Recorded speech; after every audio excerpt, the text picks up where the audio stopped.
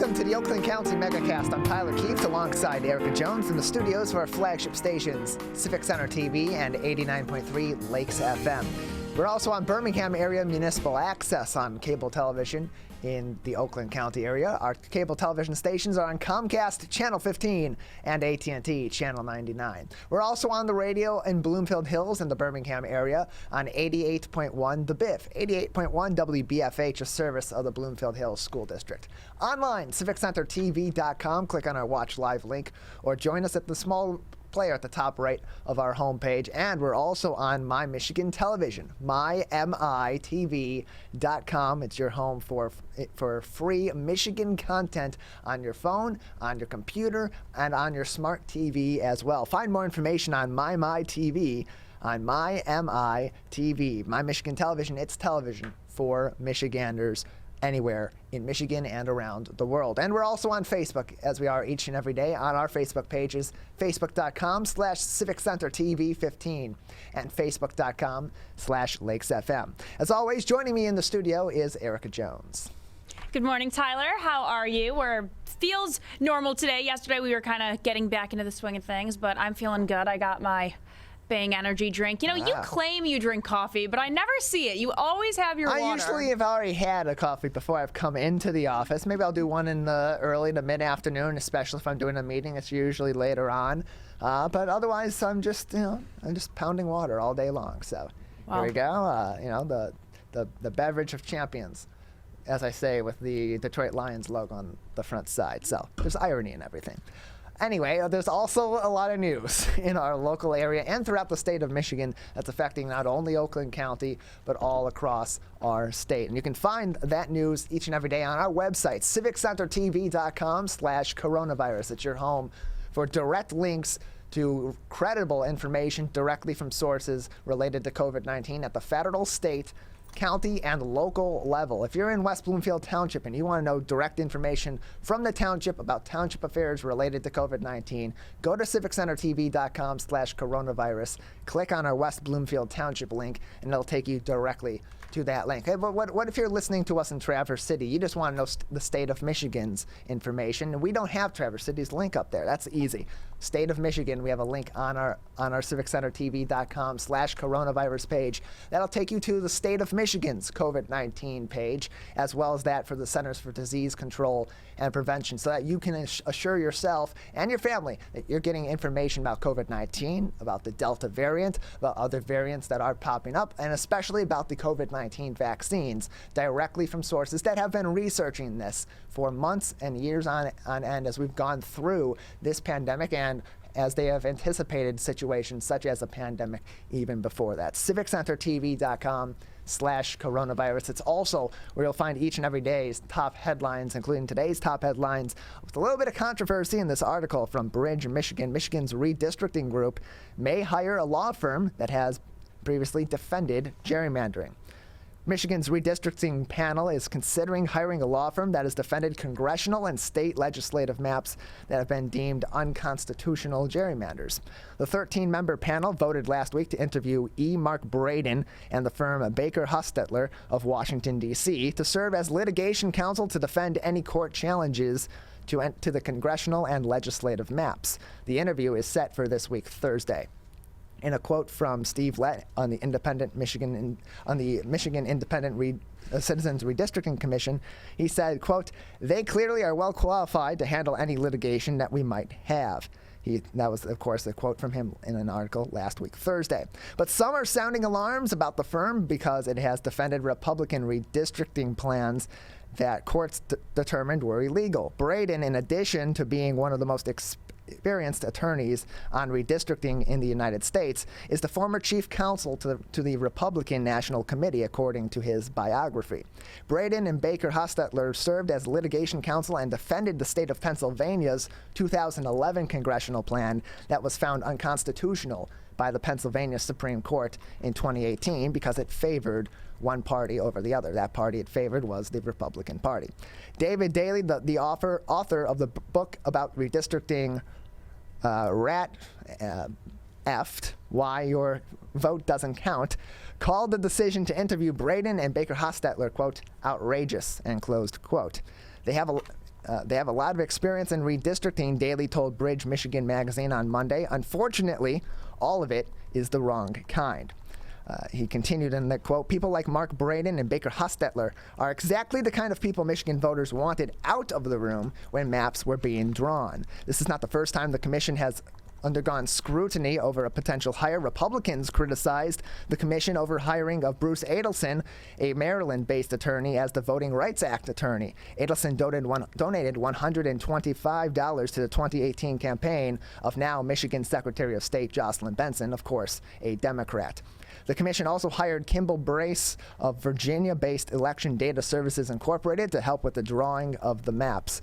Brace has been accused of being behind some of the most gerrymandered districts in the country. His proposal to the commission acknowledged the company is sometimes viewed as leaning Democratic. In a quote, he said, everybody thinks a district is gerrymandered if they don't like it. That quote from Brace in March. So, of course, there's going to be controversy with the redistricting, no matter who is in charge of it, whether it is the legislature, as it has previously been, or it's this independent redistricting commission that we're currently working with. And, of course, those that they work with will have their own political ties, their own political leanings that ideally shouldn't be influential in these decisions, but ultimately will, because everybody has their opinion. But in the end, the final decisions do come down to those on the commission, and if there are any challenges, those will be addressed in court. And if any unconstitutional behaviors are found to be had, those decisions may very well be reversed. Yeah, as I always say, a lot to unpack here. Very controversial, like you said, but I think everything is controversial these days, especially when it relates to politics, and we would like to think that we're able to have unbiased people representing situations like this, but in reality, that's just not the case. I don't really know if unbiased actually exists. So like you said, it shouldn't influence any of the decisions, but being represented by someone who in the past we know has favored the Republican Party is definitely going to raise some concerns among many people. But again, one of these situations where I think we kind of just need to sit back a little and let it play out, because we're not sure what's going to happen, and the redistricting, like you said, controversial no matter what, especially with what we've been through in the past year and a half. So it'll definitely be interesting to see how this plays out, and if it gets even more controversial, which I'm sure it will. Because why wouldn't it? This is not going to be the last that we hear about this in terms of the debates on fair and free elections and voting rights and all the controversy that's been around those topics. Certainly before the 2020 election, definitely after the 2020 election. And in a situation like this, it's going to be a damned if you do, damned if you don't situation, because ultimately, as fair and balanced as this commission is in its onset, being that it's divided up with Republicans, Democrats, and independents alike, in the end, somebody or a group of people are ultimately not going to be happy with the decisions that are made. It is on them to make a decision that best provides the ideal situation for as many Michiganders as possible and creates a situation where we have fair and balanced congressional districts and prevent gerrymandering in the future. So a lot more is going to be on that. There's a lot more details on this on our website, civiccentertv.com/coronavirus. Click on the headline itself, and it'll take you to that full article from Bridge Michigan Magazine. Really interesting and important stuff that you should definitely check out. Also making headlines, civiccentertv.com/coronavirus. We're heading into the new school year, not just in our elementary, middle, and high schools, but also on our many college campuses here in the state of Michigan. And in this article from the Detroit Free Press, it kind of undergoes where some of our colleges are at right now and universities are at right now in terms of mask mandates and vaccination requirements. One by one, Michigan colleges and universities have announced mask and vaccine mandates for the approaching school year. The measures are meant to mitigate the spread of COVID-19 as concerns over the virus's Delta variant and other variants escalate. The CDC on Wednesday bumped Michigan's transmission level up to substantial from high, and the CDC updated its guidance to recommend that vaccinated people still don masks indoors in areas where COVID-19 transmission is high or substantial. Here is what some of the state's public universities have announced. The University of Michigan has mandated vaccinations for students, faculty, and staff members. In a news release, university officials said Those who do not adhere to the mandate will be subject to disciplinary action, but did not specify what that discipline would entail. The university will require all faculty, staff, and students to either submit proof of vaccination, full or partial, no later than August 30th, or apply for medical or religious exemption. Masks will also be mandated for anyone entering a campus building in Ann Arbor, Flint, or Dearborn, and their campuses starting this week, Wednesday. At my alma mater, Michigan State, students, staff, and faculty members must be vaccinated by the time they return to campus on August 31, with religious and medical exemptions also being in place. Those not fully vaccinated will be subject to testing requirements in their early detection program, and the university will also require masks inside all campus buildings. However, they will not be required when outdoors on the campus. Other situations on the other side of the state, Grand Valley State out west, will require all students and staff members to be vaccinated by September 30th. The requirement was developed with the expectation that the FDA would fully approve the vaccine sometime in September.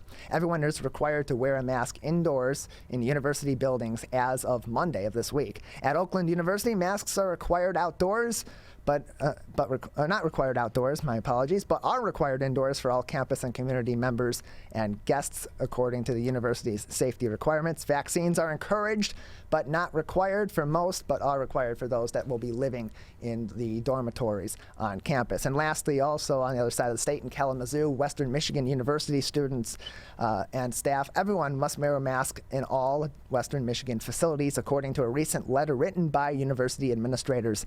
Vaccination, not required, but is encouraged at Western Michigan University. And this article from the Detroit Free Press lists a number of other universities as well: Fair State, Northern Michigan, Michigan Tech, and so on and so forth. So if you are a student of any of those universities that we haven't referenced just yet, and you're not entirely sure about their vaccine mandates, obviously check their websites. But if you just want the basic details and maybe some other additional helpful links that can bring you directly to those sources, we have the article for you. It's a great article from the Detroit Free Press this morning. Definitely encourage you to take a look at that, to read it, and of course, support our local journalists who are doing amazing work on the front lines. Lastly, making headlines at civiccentertv.com/coronavirus, Michigan has dramatically lowered the rate of prison inmates returning to incarceration. Michigan's taken notable steps in recent years to prepare inmates for productive life after prison so that they are less likely to return. Among the most promising is its incentive skilled trades program that fuels Febus's optimism that he can find work. According to the Michigan Department of Corrections, the percentage of inmates returning to prison within 3 years of their release has plunged from 44.9% of those released in 1999 to just 26.6% of those released as of 2017.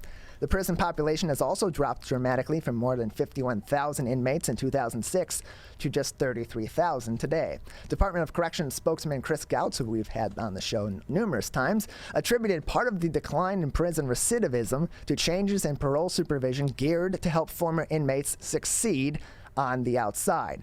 In a quote from Chris Gautz in this article from Bridge, Michigan, he said, quote, "Supervision has become a lot more evidence-based, stressing public safety and treatment rather than just relying on sanctions for those offenders who have a technical violation of parole that is not endangering the public," end closed quote. But for all that progress, reform advocates say there are still too many inmates who find it difficult to get work after release, which makes them more likely to find their way back to prison. Among those barriers for many, mostly estimated 8,000 Michigan inmates who are paroled each year exit prison with no such edge coming back in, that being incentivized programs or support programs for them to find work, to find housing, and so on when they leave the walls of the prison. About half enter prison without a high school degree, according to their challenges when they return to an outside world transformed by rapid changes in technology. Many don't qualify for their vocational village program, which is lots of information in this article about that, which requires that participants be within 24 months of their release date and have a good conduct record. At a specialty butter manufacturing firm in Grand Rapids, Butterball Farm CEO Mark Peters has been hiring ex-offenders at his plant for more than a decade. Of his production workforce, about 100 of its production workforce of about 100 workers, my apologies, Peters estimates that about a third have criminal records. In the quote from this article, he said, quote, "This whole idea that we all need second chances is just so true. It's a matter of just saying yes to people." And of course, Erica, that's the great news here, is that we have less people in our prisons. We have a lower recidivism rate than we have had in recent years. But that being said, there still are a lot of barriers for these people who have served their time, who have exhibited good behavior and have clearly learned their lesson from their time incarcerated to get back into society and actually have a second chance to prove what they have learned in their time served. You know, I think there's a big difference between getting out of prison and having the skill set to be able to work versus actually being able to find work. Because even if you have the skill set, unfortunately, there is still the fact that you were in prison. And yes, we have the perspective that everyone deserves a second chance, which I totally agree with. But it's hard because employers don't necessarily know, have these people learned their lesson? And they don't know, are they really ready to be able to be in a work environment? So having the skill set is one thing, but actually being able to be hired is another. And, you know, it's great we have people like in the article on the farm that are willing to give these people a second chance. Unfortunately, not everyone is willing to do that. And that's just kind of the way it is. I think that's kind of always how it'll be. And I don't know if I've discussed this, but my dad is a criminal defense attorney, so we see a lot of this, and it's hard, especially with these younger people. We talk about kids that don't even have high school degrees.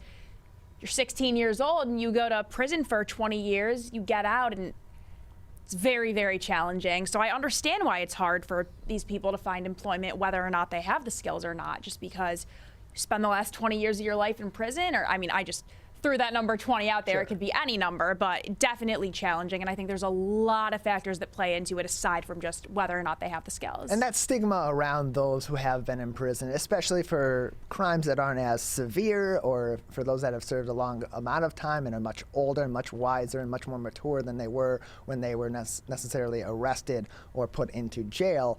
I think there is less of a stigma on that now than there was before, where we have support from the public to say, yeah, let's give these people a chance to prove that they have learned their lesson from their time served, to be productive members of society, and maybe we can learn something from them so that we prevent more people like them ending up in that situation, and can not only reduce recidivism for those that do end up in the prison system and then are eventually released, but prevent people from additionally entering the system as well. So and this is another extensive and excellent article from Bridge, Michigan Magazine, one of our favorite publications here, and we absolutely support our local journalists doing amazing work on the front lines. You can find our link to that article by clicking on the headline on our website, civiccentertv.com/coronavirus, and you can read that entire article from Bridge, Michigan Magazine from Monday's article that was posted by that publication. And you can also find more links on our website at civiccentertv.com/coronavirus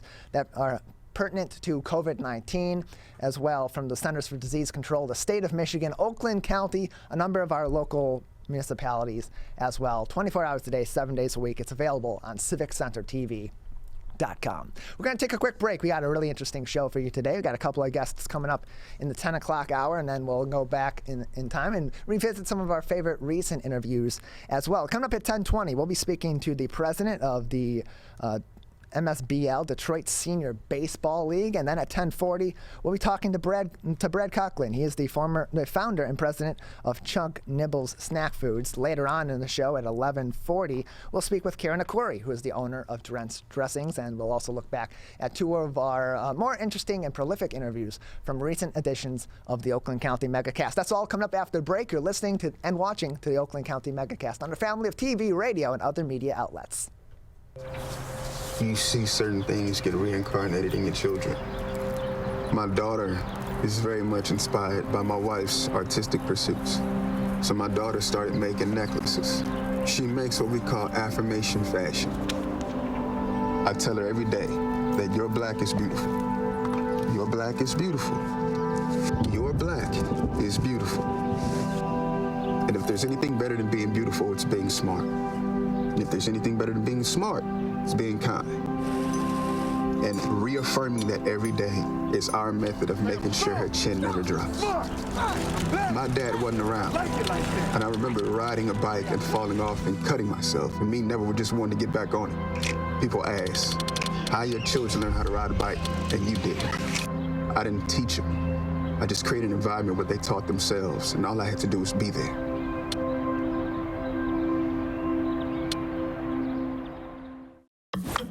Here's one more reason to get the COVID-19 vaccine. It's your shot to win.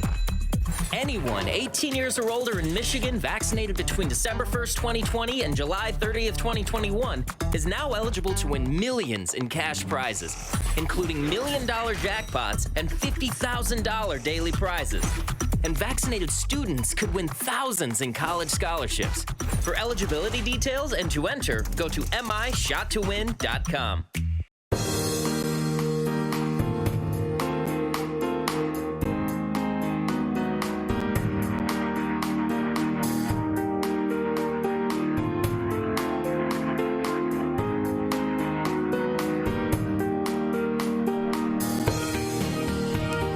Welcome back to the Oakland County Megacast. I'm Tyler Keefe alongside Erica Jones on Civic Center TV and Birmingham Area Municipal Access on cable television in the Oakland County area, on 88.1 WBFH and 89.3 Lakes FM on community radio stations in southeastern Michigan, online on CivicCenterTV.com, on Civic Center TV 15's Facebook page, as well as on My Michigan Television, mymitv.com, where you can find streamed content from throughout the Great Lakes state all day, every day, on the web, on your cell phone, as well as on your smart TV as well. Just search for My Michigan TV and download the My TV app, where you'll find references to a lot of different activities and organizations throughout the state of Michigan, including one really interesting one here in southeastern Michigan in our local area, the Msbl Detroit Senior Baseball League. We're joined by their president, Mike Giuliano, right now here on the Oakland County Megacast. Mike, thanks for being with us today.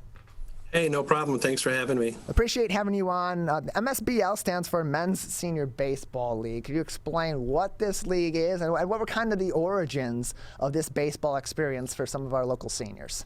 Sure. The MSBL started out in Long Island, and now it's like swept across the country nationally. And we've been a part of the MSBL since 1988. We started out as just a 30 and over men's hardball league, and then we've grown as the years go by. And now I have 6 different age groups, starting with 18 and over, and then we go 32, 42, 52, 62, and then we just started our new age division this year, which is 70 and over, all hardball. So what is the demand among those various age groups that you have leagues for to have these recreational opportunities? Because, of course, we see all these recreational sports opportunities for kids, whether they're pre-elementary school age all the way up through high school, but we typically don't see these kinds of highly organized adult recreational opportunities. I missed the first part of your question there. I'm sorry. What is the demand among these various age groups to play in a recreational league like this? Well, I think the demand is there once they find out about us. If you played hardball or baseball as a kid, and then once you find out we're around here, the demand for the love of baseball is there in all of these different age groups, which is proven by the fact of the 70 and over league. We were able to get 3 teams going this year of all guys who are in their 70s or above. Our oldest one is 82, still playing organized hardball. And then, of course, the younger leagues, we have a great demand, for that. A lot of kids, when they get out of school or they come home from college that play ball, they want a place to play. We can provide that for them. And then as they get older, they will move up to these other leagues in the different age groups. And I think that's what one of the good things about it is that in whatever age group that you're playing in, you are playing amongst guys in that age group. So the competition level is always kind of stays stays the same, and it is competitive, and it is fun for everybody involved. We're joined by Mike Giuliano. He is the president of the Detroit Men's Senior Baseball League. With us today on the Oakland County Megacast. Mike, what is your background in baseball, and how did you get involved with the league? Well, my background in baseball was just basically, Little League. I didn't go any farther, than that. But then when I was in my mid-30s, I had a friend of mine who was playing in this league, and always kept trying to get me out to a practice, and I just kept saying, no, I can't do it. And he kind of tricked me one day, and we went to a practice, and I just, kind of like fell in love. That was like way back in 1991. And then in 1993, I took this league over, and it's grown from there. So that's basically my background. So Detroit is one of the few cities that does have an age division that's 70 plus. And is this something that you wanted to be able to have for a while? And with that, what are some of the concerns associated with having older people playing? And are there a lot more risks associated? How is that handled differently than maybe a younger age division? Well, I think that, there are risks, but most of these guys that have play in the 70 league, they have been playing in our league for some up to 20, 25 years. So as you get to play the game, you know that, hey, you have to stretch more, you have to hydrate more, your running capabilities. So there's always a concern really in any of the age divisions, but more importantly, the 70 and over, once they get up there, most of them, know how to handle the situation. Mike Giuliano joins us now in the Oakland County Megacast, the president of the Detroit Men's Senior Baseball League. And this 70-plus age group in your league that you have, it's pretty unique. It's only from my notes here, it's only the fourth city, Detroit is only the fourth city in the country with a league such as this. How has it developed over the years? Has it grown greater over time? And do you find now that you have more people than ever, especially as people have been looking for recreational opportunities during the pandemic that are outdoors, do you find that there are more seniors interested in playing baseball in your league? Yes, I do. I mean, I have this year across all my age groups, I have 52 teams, which is the most that we've ever had here in Detroit. And as far as the 70, as we've grown, again, we went to a 50 and over division, then we started the 60 and over division. And then as these guys were playing, the players that got up into their 70s, they found they were being pushed out. So we decided last winter, hey, let's see how many guys are interested. And we have enough for 3 teams, and I hope to get the 4th team next year. And I would think within a couple of years, I will probably have 5, 6, 7 teams in that 70 and over division. And there's a big demand for it. And how, Mike, do these teams develop? Is it the players in these certain age groups that are coming together and forming their own teams? Is the league kind of determining those players? How is that operated? Most of them are formed, by word of mouth. Guys that play that know somebody that'll bring them into the league. We don't really have a big advertising budget, which again is surprising, because a lot of guys will come in and they'll be in their 60s and, they've never heard of us before, but they'll just do a Google search, say, hey, baseball, hardball. They'll find us that way. They'll be going by one of the fields that we play, and they'll say, hey, those aren't young kids. Those are, old guys playing baseball. So that's generally how people find out about us. And most teams are comprised of guys that live all over the Detroit metro area. There's not just like let's say a Livonia team, a Birmingham team, or something like that. They're guys anywhere from Bay City down to Flat Rock. We even have some guys from Ohio. We have a guy from Pinconning that comes down and plays. So they just they come from all over. And new teams are usually formed. As the team will grow, they get too many guys, so they'll split off. Or again, they through the course of the winter, all of the guys that want to play, we'll put them on a list. We'll have a little workout in April, and we'll either get them on a team or form a new team, depending upon how many guys we have. And that goes through all the age divisions that way. So with such a wide variety of backgrounds that these men have, like you said, some may have only played in Little League and some could be former professional players. How do you go about that with having such a wide variety of different backgrounds and talent levels on one team? Well, that's okay. And it's true. There are some teams that have guys that are very good down to like below average, but that's the one good thing about our league. You know, you don't have to really try out for it. You don't have to be a pro. If you just made it to a certain, let's say, you know, high school level and have been out of it for 30 years, hey, you can come back and play. If you have a friend that was a soccer player, let's say, but always wanted to play baseball, you can bring him into our league. We try to take all talent levels across all age groups. You know, anybody who wants to play baseball, we try to find them a place to play. And usually that works out pretty good because teams are pretty much always looking for players, you know, throughout the winter to fill their rosters out. They have anywhere from, you know, 18 to 25 guys on any given team. I can't help but noticing all these pictures behind you. Can you tell us a little bit about them?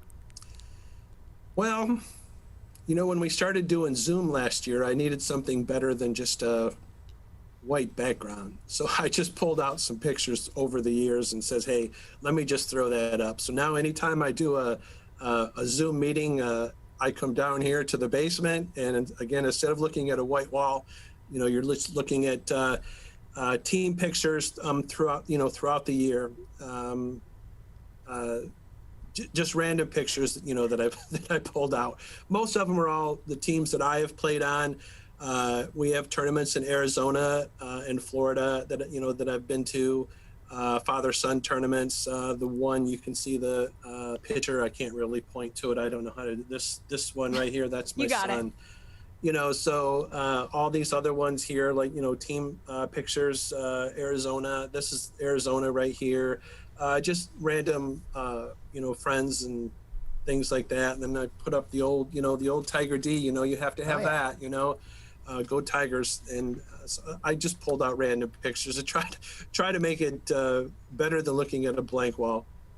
We're joined by Mike Giuliano, the president of the Detroit Men's Senior Baseball League on the Oakland County Megacast. And Mike, obviously people play in this league for the love of the game. Baseball is a national pastime here in the United States. And sports are a language that people of all different walks of life can speak together, and it brings people together. And in a time like this, where we are so focused on communication through technology, and then on top of that, we've had a crisis such as the pandemic that has kept us separate and kept us at a distance.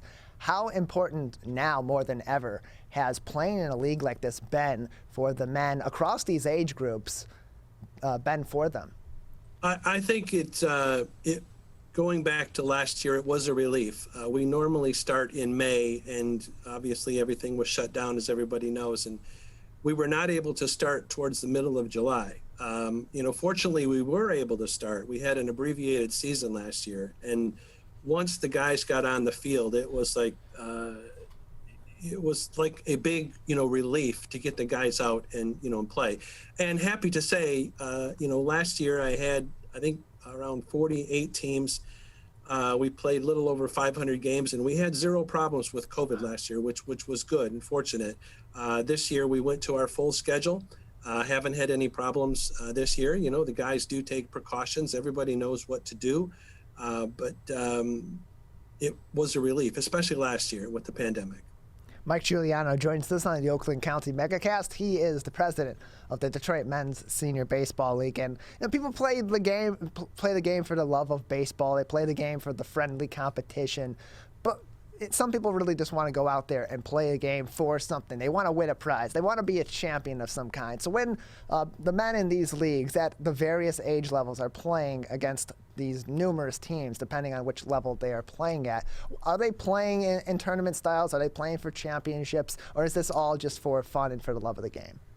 Well, we like to say that never puts winning in front of having fun. Of course. But when you get out on the field, the competitive nature takes over, and they do want to win. Now, in the different divisions that we have, you don't win much. You just win a little monetary prize, and then we have some playoffs.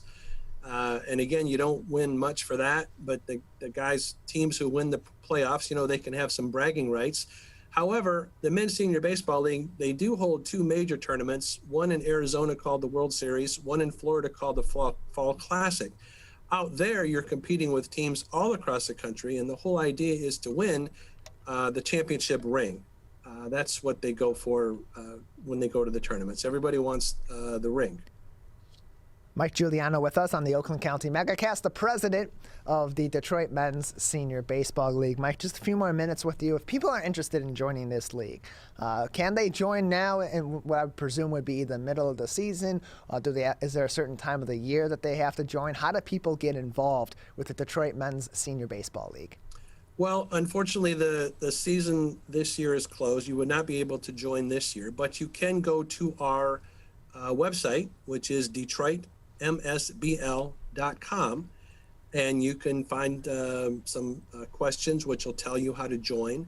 And in January of every year, I will have information on the website for our upcoming workout, and there will be a place for new players to register.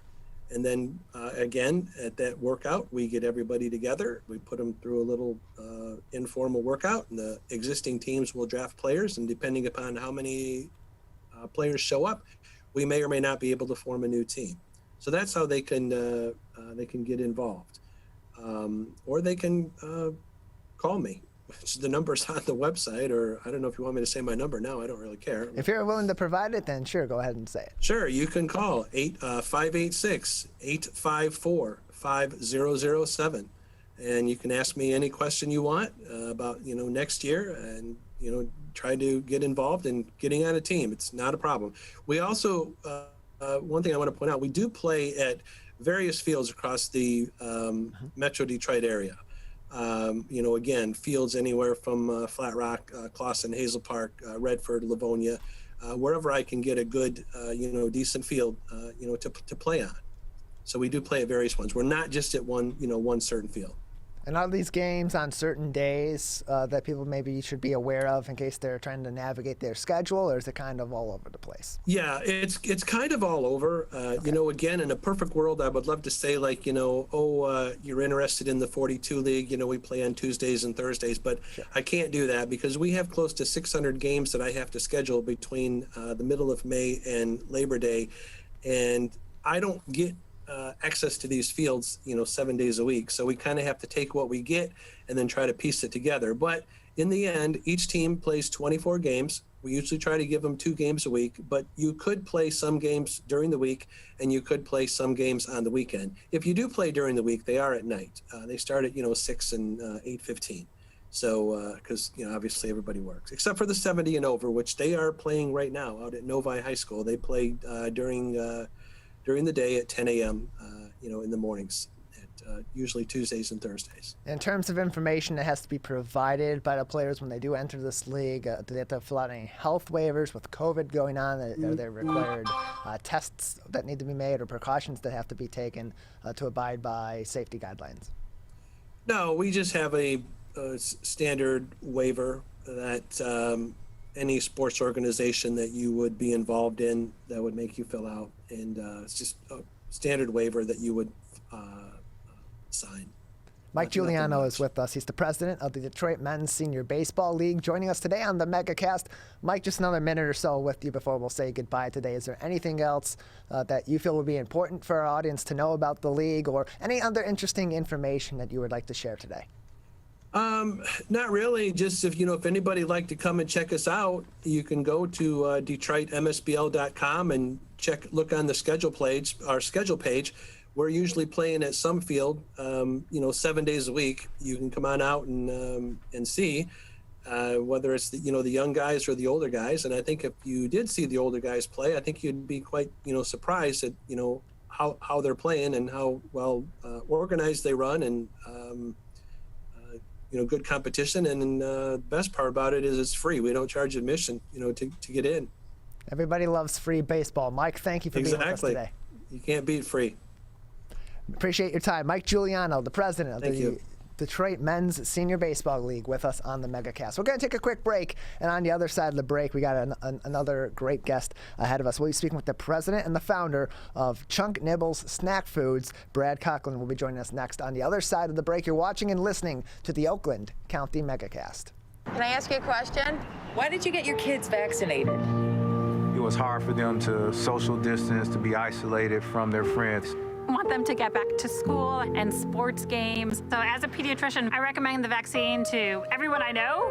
The boys lost a former teammate and classmate who was only 20 years old. It's been a devastating year. We want to get back to normalcy. Our daughter is really looking forward to being with her friends, being a kid.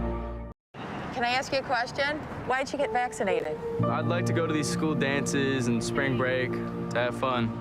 I want to be in person for college next semester. I want to get out of this pandemic. I wanted to protect the people around me. Why did you get vaccinated? Because I'm really looking forward to hanging out with my friends. I just want to go to a show, dance around, not have to worry about anything, feel like I'm free again. So we can not miss out on the best years of our life. How does marijuana affect the teen brain? Our brains are still developing into our 20s. With regular use, marijuana can affect teen brain development. It can affect our brain's circuitry and blood flow and impair thinking, learning, and memory function, which could hold us back from reaching our potential. Don't let marijuana mess with your brain. Get the facts at michigan.gov/drug-free.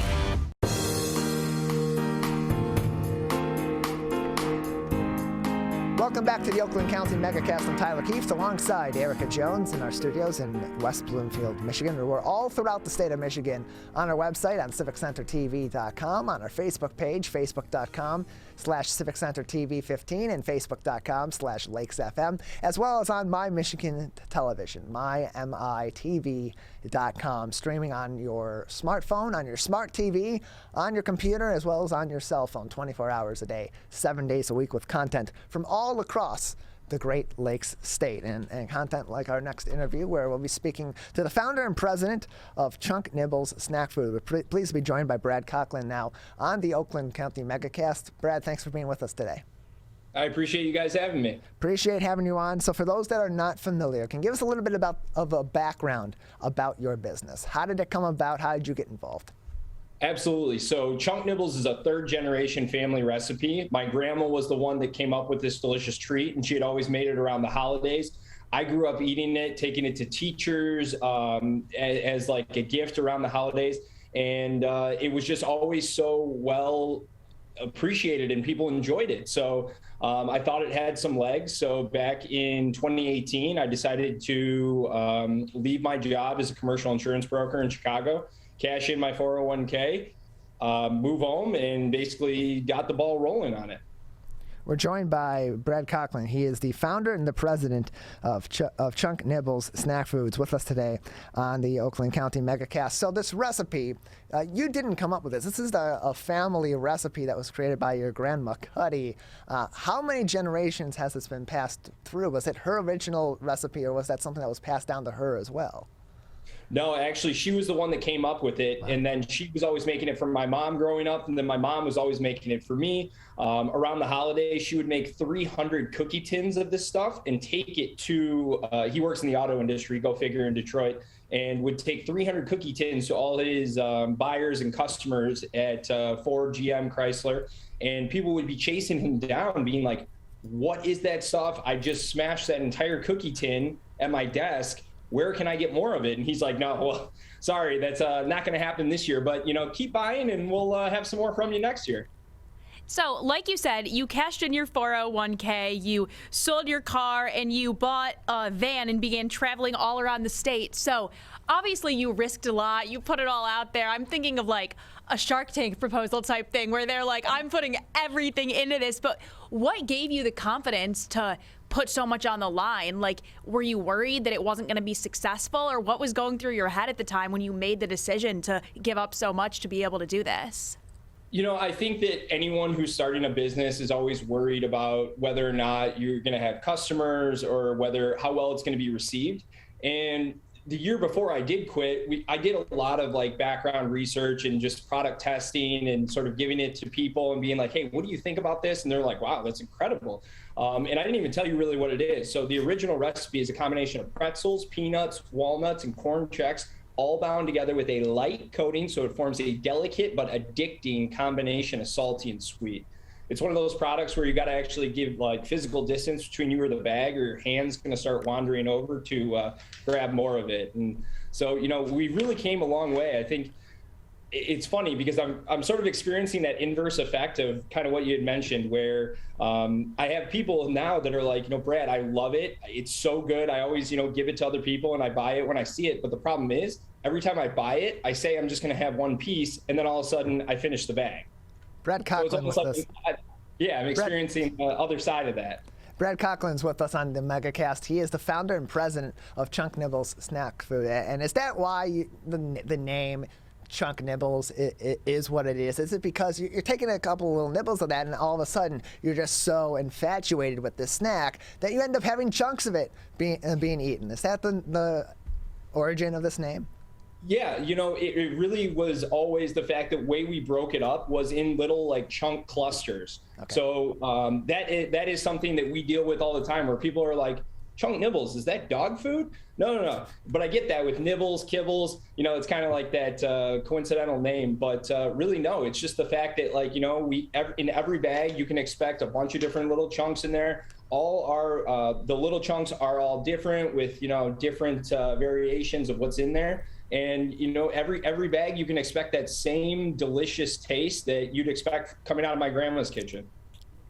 So now we know more exactly what the snack is, and you told us the original recipe, but do you have more flavors now or more variety that it's been a longer amount of time? Like, what if I'm allergic to nuts? I'm not, but like, yeah. Do you have a nut-free one for those that are? So we don't have a nut-free one yet. With, you know, how we're manufacturing everything, we felt that it was probably just best to stay in our lane. We do have three additional flavors. We have a peanut butter chocolate as well as a s'mores flavor with graham cracker and marshmallow. So the s'mores does not have walnuts in it. The other one does. And then we also just launched our summer strawberry flavor, which if you enjoy that little dehydrated strawberry piece in like your Special K or any type of those cereals, then this is exactly what you should be looking for. We're joined by Brad Cocklin on the Oakland County Megacast. He is the founder and president of Chunk Nibbles Snack Foods. And Brad, when you started this business, Erica referenced it earlier, you cashed in your 401k, you started traveling throughout the state in your 2011 Ford Transit van, and you did that for 3 years, going around to stores throughout the state, trying to get them to pick up your product. And 3 years is a long time for a lot of people, but for building a business, it's a relatively short time. And yet here you are now, 10 years later, and you're in 300 plus stores over the state of Michigan. Was that a gradual boom, or did all of a sudden these different stores and different businesses look at your product, experience your product, and say, wow, we need this in mass throughout the state? You know, it's sort of been a gradual, I would say it's definitely been a gradual build. You know, you get one store and then you get the 2-store and the 3-store chains and stuff like that. But it's almost, I've learned so much during this whole process that I had never known, you know, diving into an industry that I have very little experience in. And so you don't know what you don't know. So I've made so many mistakes in the amount we put in the bag to where it's positioned in the store. And it's really not that first sale, because I was always so excited to get that first sale, you know, that first win. But it's really that second order, that third order, and it's a volume game more than anything else. So, you know, we've really came a long way from an incubator kitchen over in Southfield, where we got our start with, you know, my mom, my wife, sister, her boyfriend, and my dad, like making this late at night. And now we actually have a 4,000 square foot facility in Troy that we manufacture all the product in, and, you know, still have that handcrafted goodness that you would expect from anything else. But it's just been an incredible learning experience. And, you know, we've partnered with some great Michigan companies, everyone from any of the gourmet supermarkets. And it's just trying to get those, find the gatekeeper at some of these stores.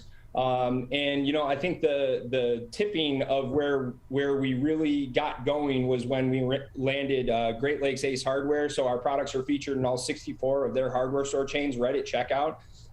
So it's just been fantastic trying to sort of build relationships, because this is such a relationship business, and it's trying to get people to give you a shot and just give you that opportunity. Over the course of the last year and a half, I would presume those relationships became even more important, because while they're in 300 plus stores across the state of Michigan, people were apprehensive to go out in public and go into the stores. And if they were going in the grocery stores, they weren't necessarily going for those snack foods. They were trying to go in there and get toilet paper before everybody was running out of the place like insane people with toilet paper during a pandemic. Did you find over the course of the pandemic that you had to make more changes to how you were selling your product? And what were maybe some of those changes that you did implement to help your business continue to sustain its success during the most challenging time in recent human history? Yeah, absolutely. I mean, the pandemic was incredibly hard on everybody, but our small business specifically, I think we had a prior distributor, and it wasn't, our product wasn't leaving the warehouse in the normal sense, because obviously they're focused on, you know, toilet paper, hand sanitizer, water, all these different little things. So we really had to pivot in the way we were doing business. And the way we did that was I basically put together a employee engagement opportunity and started calling around to you know, local corporations in Michigan, and was able to try and network to the CEO or whoever I could get a hold of and pitch them on this idea. And what it was is we had our branded Thanks to Chunk card, which comes with a handwritten note in every box that we send out in any online sale. And I basically had a template that I wrote up and put their company branded logo on the bottom and said, hey, you know, your employees are all working from home. Obviously, everybody's stressed right now. Why don't we do something nice for them? If you give me the list of everyone's address, I will send each one of your employees a 3-pack of all our bags. And it's just basically a little note that says, hey, thanks for everything you're doing during these hard times. You know, keep pushing, and, you know, everything should eventually get back to normal. But this is just something a little sweet that we were thinking of you and hope you guys enjoy. And that really helped us get through the pandemic, because obviously traditionally we do online retail and then wholesale. And our online retail definitely picked up, like with what you said, you know, people weren't going to the store as much, and, you know, they were sitting at home more. So we did have a spike in, I think, the way that people's eating habits and, you know, moving towards snacking. But at the same time, that was an integral part of us weathering the storm and just trying to make it through. Well, that is so heartwarming. We're all sitting in the studio now, like big, bright-eyed, like that's so precious. And, you know, we have here, it's a snack that not only tastes good, but feels good. And that definitely just goes along with what you're saying. But also transitioning a little bit, you talked about during the pandemic, seeing a change in people's eating habits, a lot more snacking. But with that, I have to ask, as great as these taste, can we talk a little bit about the nutrition facts? Absolutely. Absolutely. So, you know, we don't try to hide and like be something we're not. We know that we're a snack. We're indulgent. And although you would find less, in our products, we have lower sugar and lower fat content than any type of like really traditional chocolate or candy or anything like that. But you still do get a fair amount of protein from the amount of nuts that we put in there. It is low sodium. And, you know, we try to allow a little bit of portion control. At the top of our bags there is a zipper. Whether people try to use it or not is a whole nother story. But we definitely try to just be that indulgent snack if people are willing. Even the healthiest people obviously have a cheat day once in a while, and we just want to be that cheat day. So how do the chocolate peanut butter and the s'mores compare nutrition-wise to the original flavor? So there is a little bit more sugar that's in the s'mores, given the fact that there's marshmallows and stuff in there. But really, I mean, you're talking about 150 to 160 calories per ounce. So it's really not, it's not anything that's going to throw you way off track if you're, being mindful and counting your calories and everything like that.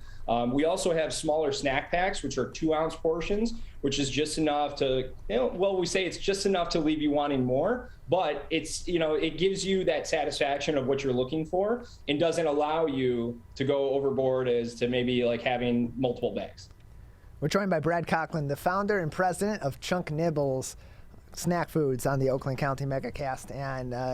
And Brad, just another few minutes with you before we'll say goodbye today. And earlier on, you had referenced that with the name of your company, with the name of your product, a lot of people think that this is dog snacks, not a human treat and a human snack. But while it's not that, your product does in some way provide an impact not only to the customers themselves from the tasty treat, but also to dogs as well. Would you like to talk a little bit about some of the additional benefits that your product and the sales of these snacks have for dogs in our local area? No, absolutely. So both my grandfathers, the one that's still alive, they're both Air Force veterans. So we wanted to have some sort of charitable affiliation with our brand. Selfishly, we also love dogs in our family. So, trying to like pick one or the other, we didn't have to, because I was able to get in touch with a charity called Blue Star Service Dogs, which is based out of Pinckney. And what they do is they rescue dogs from high-kill animal shelters all around the state and then train them for military combat veterans suffering from PTSD or TBI as service, emotional, or therapy dogs. And with every purchase of our product, we donate a percentage to them to help fund their mission. And the people there are just so incredible. And, I was very fortunate in the fact that my grandparents were able to come with me to present them the check. We've done it twice now, and it's just incredible. And I don't think people truly realize how the difference that these dogs make in these veterans' lives. And I think it's important, and people need to be aware of what these people go through, what these heroes go through in order to protect the freedoms that we have today. And that they come back and they still battle these invisible wounds. And so if we can do something to help alleviate that through my grandma's recipe, I think it's a win-win. Yeah, certainly. And for those that may not be entirely familiar about what some of those impacts of having these trained dogs that become service animals for these veterans when they come back, what is that impact that the relationship with these dogs that this organization provides to these veterans? What impact does it have on those veterans who are coming back from a tough situation into a different tough situation domestically here? Absolutely. I think it's small things like that, you or I probably take for granted, like going to the grocery store, having somebody walk up behind us in line, loud noises, thunder, like any sort of things that maybe we just, go about our day and are like, oh, that was just a car that screeched behind us. There's certain things that these veterans have trouble coping with, and, rightfully understandable. So these dogs are just so integral in allowing these people to get back into their normal way of life, or at least try to. And I think that it's just an incredible thing to see how much these dogs mean to these veterans. It's incredibly moving, especially if you follow them on social media. It's almost indescribable. It really is. We're joined by Brad Cocklin on the Megacast. He is the founder and president of Chunk Nibbles Snack Foods with us on the show today. And Brad, just another couple minutes with you before we'll say goodbye. For anyone that has more questions, how can I get in contact with Chunk Nibbles, learn more about the company, and maybe buy some products as well if they can't find it in their local store? No, absolutely. So our website is www.chunknibbles.com. We're also on all the social media platforms. We have ways that you can contact us through our website, and we also have a store locator tab. So in the event you don't want to have to wait to purchase it online, you can click the store locator tab and you can find us in a local store near you. Brad Cocklin with us. He is the founder and president of Chunk Nibbles Snack Foods. Brad, anything else that would be interesting for our audience to know, or something that you would like to say before we let you go today? No, I really appreciate you guys having me on. I think any opportunity where I'm able to boast about my grandma's recipe and just sort of highlight our brand. Being a small business, we don't have really a marketing budget. So it's just always fantastic to be able to speak about what we're doing and try and share the journey. So if I can help anyone else in any other way, I'm always happy to be a part of it. So thank you very much. You can find more information about Chunk Nibbles snack foods at chunknibbles.com, including their store locator. And I just looked it up here. The closest locations that hold this product to our studio: Market Square in West Bloomfield, Long Lake Market in Bloomfield Hills, Nino Salvaggio, both in Bloomfield Township and Troy. Brad, thanks for being with us today. Thank you, guys. Appreciate having you on. Brad Cocklin, founder and president of Chunk Nibbles Snack Foods. We're going to take a break, and then the second half of the program, we'll come back with a couple of recent interviews that we've had here on the show about important topics that we've had not only recently, but all across the pandemic. And coming up after the 11 o'clock break here, we're going to review a recent interview where, of course, in the past year and a half plus, we've talked a lot about the impact of police in our community and ways that we can improve our police departments and change policing. And that involves a lot of training. One local professor at Oakland University is on the front lines of helping our local police officers learn to be more mindful and be more caring for a certain population of people in our local area. That's coming up after the break here on the Megacast. You're watching us on Civic Center TV, on My Television, as well as all throughout the local area on civiccentertv.com, and you're listening to us on our radio homes: 89.3 WBLD Orchard Lake, West Bloomfield, Keego Harbor, Sylvan Lake, and 88.1 WBFH Bloomfield Hills. The Megacast returns after this. Here's one more reason to get the COVID-19 vaccine. It's your shot to win. Anyone 18 years or older in Michigan vaccinated between December 1st, 2020 and July 30th, 2021 is now eligible to win millions in cash prizes, including $1 million jackpots and $50,000 daily prizes. And vaccinated students could win thousands in college scholarships. For eligibility details and to enter, go to mishottowin.com. Trevor Project is sharing how you can support LGBTQ youth who may be at risk. It's simple. Just show them that you care. C-A-R-E. Connect. If you noticed any warning signs of suicide from someone you know, reach out to them. Ask. Ask directly, are you thinking about killing yourself? It might be challenging, but talking about suicide is proven to reduce risk. Respond. If they open up to you about their suicidal ideation, honor that trust by responding with compassion and empathy. Empower. Talking openly is a great first step, but now you can empower them with the information and the support they need to improve their situation. Learn more about how you can show them you care and help prevent LGBTQ youth suicide. Visit trvr.org/care.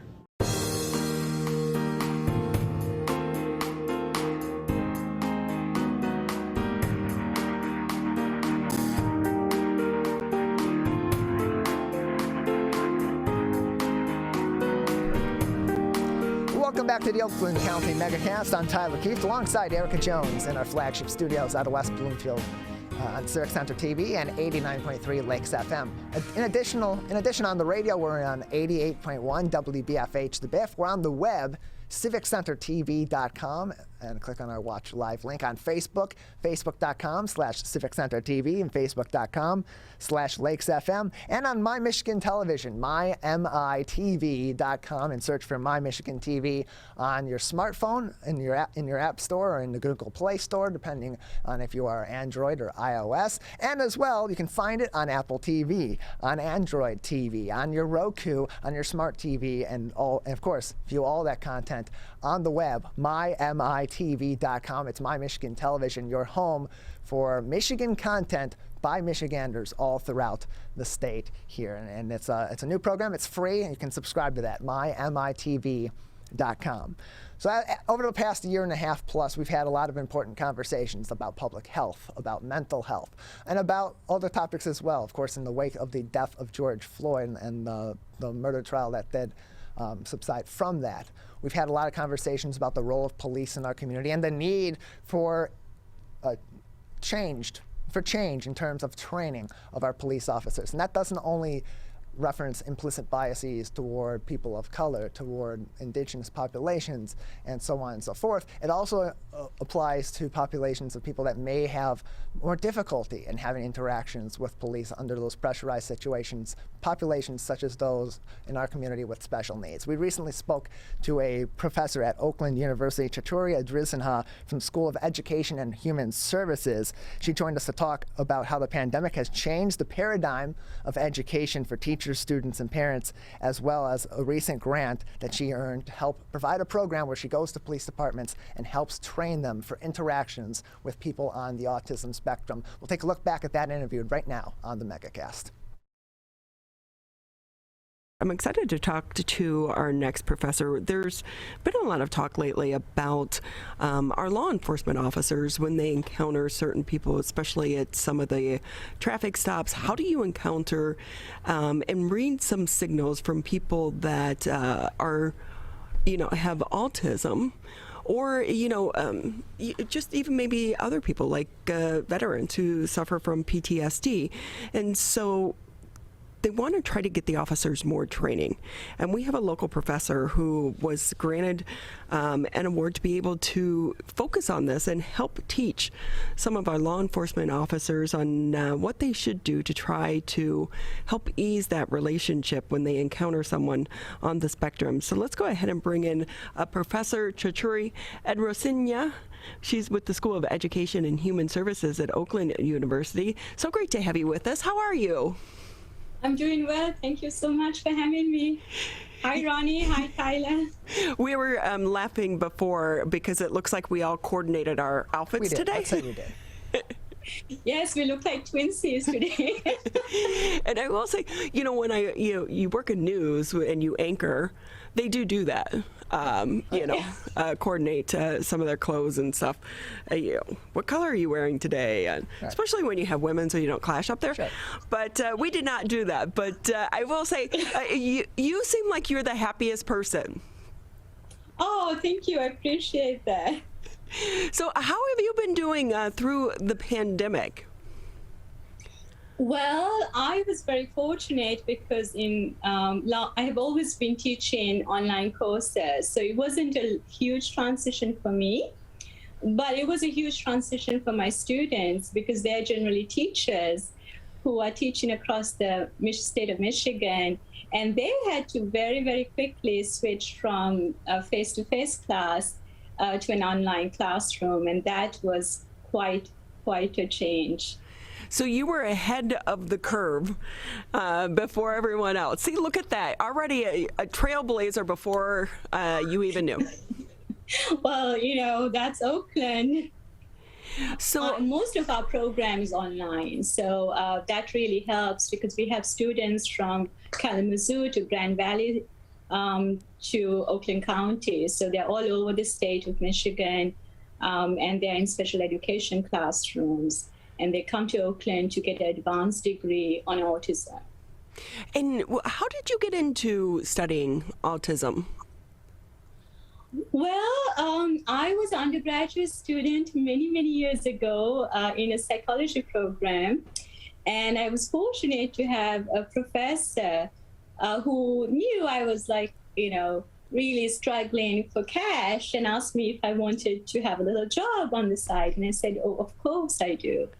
And so he introduced me to a family without really telling me what it was about. And I had no idea. I didn't know what autism was. I hadn't even heard the word before. I didn't even know how to kind of correctly pronounce the word. Wow. And I was all but 18 years of age. So he introduced me to this young man who at that time was 17, going on 18. So we were about the same age. And he was nonverbal. And I was like, okay, what can I do with this young man? And so I decided, well, sure, I'll work with him. And the money was very good and I needed it. And so I thought, okay, well, I'll try to teach him how to play basketball. And it's a great game because I'm fairly petite and fairly short. And he was tall, so I thought, well, he'll get a little bit of advantage, which is good. So, maybe it will give him some confidence to, be able to play basketball against me. And so we started playing basketball. And this really changed this young man's life. And it was just amazing for the family. The family had never, ever, had that kind of social interaction. This is 20 years ago, so there was very little kind of recreational skills. And most of the, folks on the spectrum were just working in like workshops. So they weren't really thinking of things like leisure or just quality of life. So it changed their lives. And I remember asking the dad if he wanted to join this young man and play basketball. And the entire time, the dad was just crying, this grown man who was like 6'2", just having tears pouring down his face. And that just changed my life, and it changed the kind of direction I was going. So I was going into clinical psychology, and I decided, well, no, I want to study autism. And so that was one of the best decisions I have made in my life.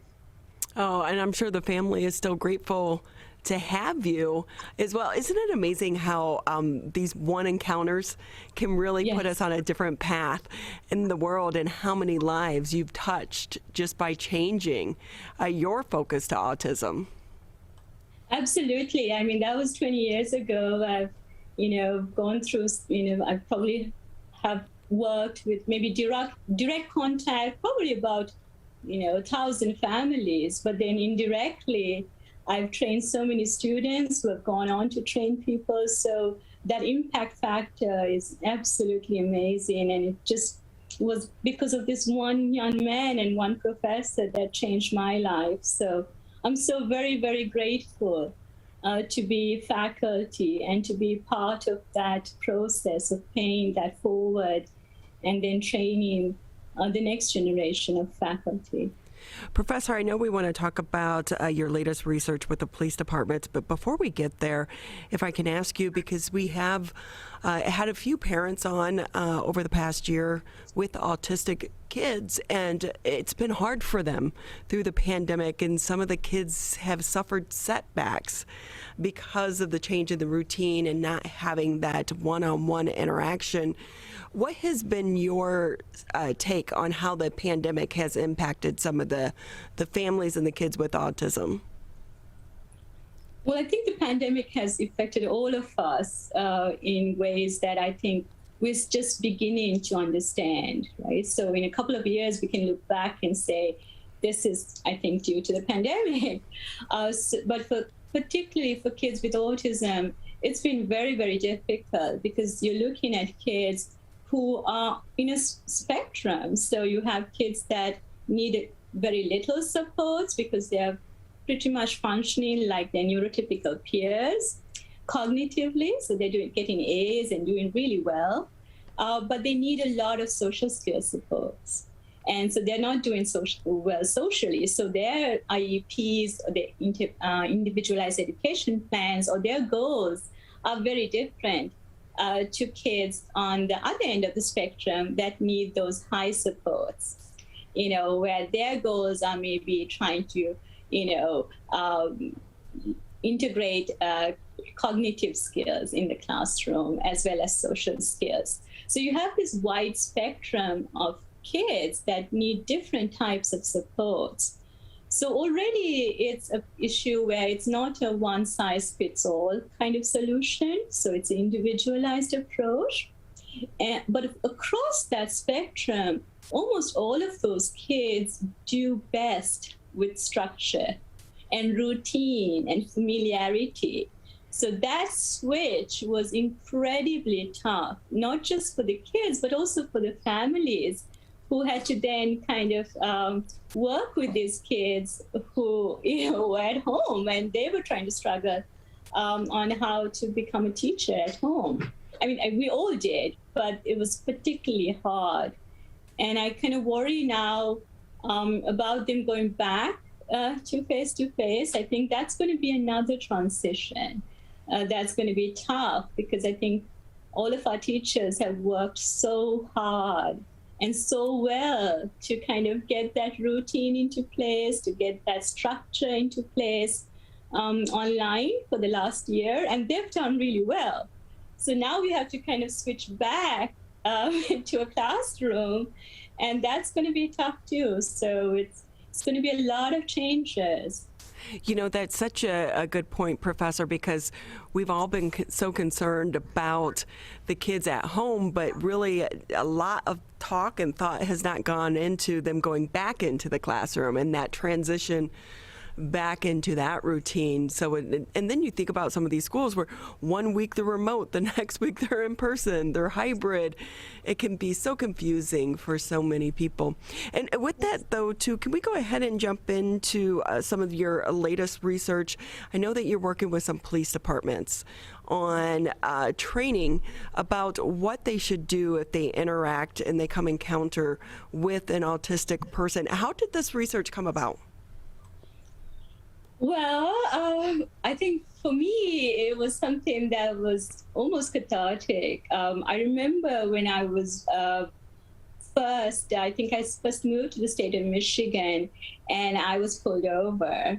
And this was quite a traumatic experience for me, like just hearing the sirens. I was already nervous. And so when the police officer, asked me to put my window down and started asking questions, I was exceedingly nervous, and I was just, blurting out rubbish. And I realized immediately, the moment I was saying these things, that, I shouldn't have said that, And luckily, because I was a neurotypical, I was able to repair that communication.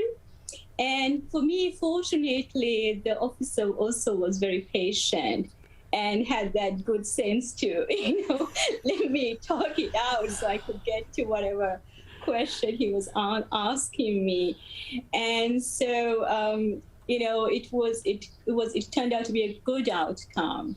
But that kind of got me thinking, because I was working in starting a program at Oakland where we pair neurotypicals with students, university students with autism. And part of what we were doing was teaching them how to drive and giving them support driving. And then that just got me thinking, well, what if these students, these, college kids, so you're looking at cognitively high functioning young men and women who have a driver's license, and so they can drive, they're independent, but what if they get pulled over? How would that encounter look like?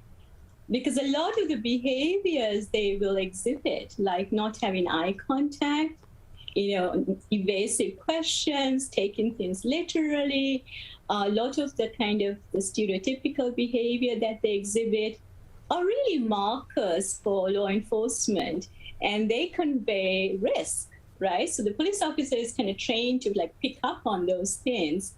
So that really got me thinking about, well, what is it that I can do to address that? If I, as a neurotypical, had so much difficulty navigating this very, very stressful situation, then how would that impact someone with autism who doesn't have the kind of communication skills or the social skills to navigate out of that? So that's kind of where it started.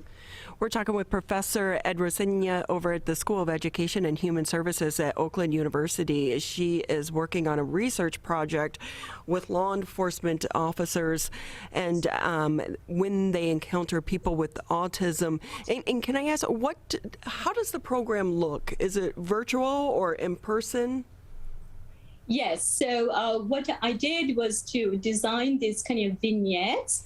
And right now, they are two-dimensional, so they would watch the vignette, and then there's a training that goes along with that.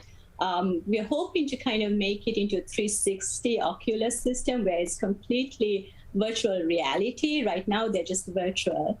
And that way, we don't really have to put the person at risk, and the police officer has a number of chances or multiple tries to de-escalate the situation without getting to that aversive or negative outcome.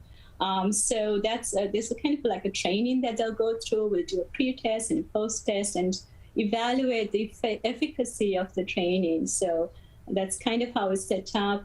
Right now, we're so fortunate to partner with Oakland University, the police department, and then we're hoping to expand that to Rochester and the other police departments. So yeah, I would be so happy if we have, if we can scale that up in the state. So what has been the reaction from the officers that have taken part in this so far? Well, thank you so much, Ronnie, for asking that question, because I think it's very, very important. The officers have been so just blown away, honestly. We just finished a series of questions, like debriefing questions that we did I did with a former graduate of mine who's now at Marshall University, we kind of talked to the officers to see what their reaction was. And they were just so grateful, I must say, for the training, because a lot of it is because they didn't know like what to do, right? So it's not like, you have a trained officer going in there and they're making decisions that are uninformed. You have a situation where you have an officer going in there with really no training. So they're going in blind. And all the training that they have is that risk analysis from looking at a situation where there's someone who is at, who's a risk, So they've got all of their, skills are there, but all of their senses are heightened. And that's not a good combination if you want to de-escalate a situation. So I think what the training does is it provides another level of tools and another level so that of training to their current MOCAS training in the state of Michigan. So it's really, I think, something that they were really truly grateful for. So with that, Professor, just another minute or two with you here on the show. How long is the training? Is this something that, since it is virtual, that would be easy for other departments to reach out to you if they want to take part in it? Absolutely. They can contact me at ouca@oakland.edu. And most of the trainings will try to kind of individualize it to the police department, depending on how many officers they have and how much time they have, so they can kind of fit that into their training modules. So most of the police departments, they have some modules in the winter as well as in the spring. And so we try to kind of fit into their ongoing training. So it's not something that they have to remove, where they have to remove some module to plug this in. So they can kind of accommodate that with their current training. Well, we so appreciate your time. We'd love to have you back on, maybe with some of the officers that have gone through the training. I think it'd be great to have their perspective as well. When did you start the research? Well, we started it prior to the pandemic, and then we shot one of the states, and then right after that we were shut down for a year. So we're just beginning to restart.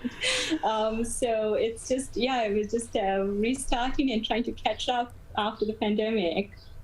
Well, we do want to say congratulations, because we know you won the award to be able to help get this program going. But you do so much work with so many families, with kids that are on the spectrum. And we want to say thank you for all of your work and for the families and for our community as well. And so we look forward to having you on again, and good luck on the research and on the project. Thanks, Ronnie. Thanks, Tyler.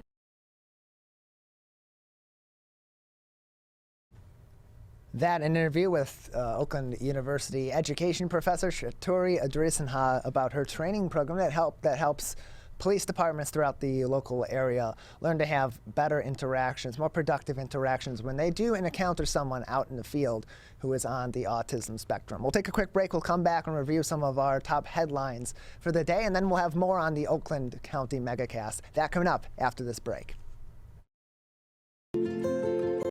to Sofia and Gabriel. Even though these old knees can't follow on your adventure to the forest today, these flowers represent my love. These stitches and threads join us together. And wherever you see a flower, a bird, a beautiful tree, know that my love is with you. Make the forest part of your story at a park near you. Find one at discovertheforest.org. People are getting out to walk and bike in higher numbers. More vulnerable road users and higher speed traffic can be a dangerous combination. Crash severity has increased, so if you're driving, be sure to slow down and look for people. There's no need to speed. If you're biking, ride with traffic. If you're walking, avoid stepping into the road if possible. If you have to walk in the street, walk facing traffic. Learn more at walkbikedrivesafe.org. Welcome back to the Megacast. I'm Tyler Keefe alongside Erica Jones in our studios at Civic Center TV and 89.3 Lakes FM. You can also listen to us on the radio in the Bloomfield Hills area and on 88.1 WBFH The Biff. Watch us online, civiccentertv.com, facebook.com/civiccentertv15, facebook.com/lakesfm, and on My Michigan Television, MyMiTV.com. My Michigan Television. You can find that not only on the web, but also on your phone, on the iOS App Store and on the Android App Store, as well as on your smart TV, on Roku, on Apple TV, on Android TV, and more. Find more information about My Michigan TV on MyMiTV.com.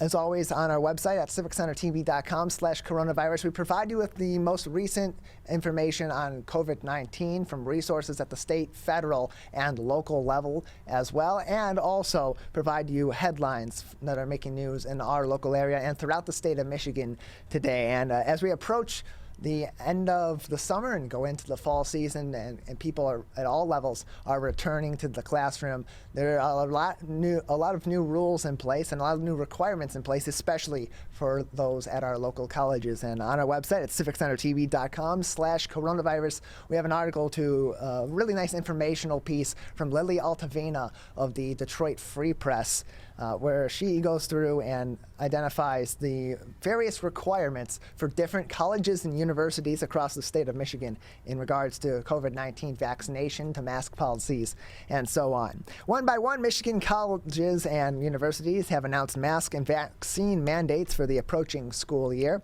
The measures are meant to mitigate the spread of COVID-19 as concerns over the virus's Delta variant and other variants such as Delta Plus, Gamma, and Lambda escalate. The CDC on Wednesday bumped Michigan's transmission level up to substantial from high. Of course, that's last week, Wednesday. And the CDC updated its guidance to recommend that vaccinated people still don masks indoors in areas where COVID-19 transmission is high or substantial. Here is what some of the state's public universities have announced.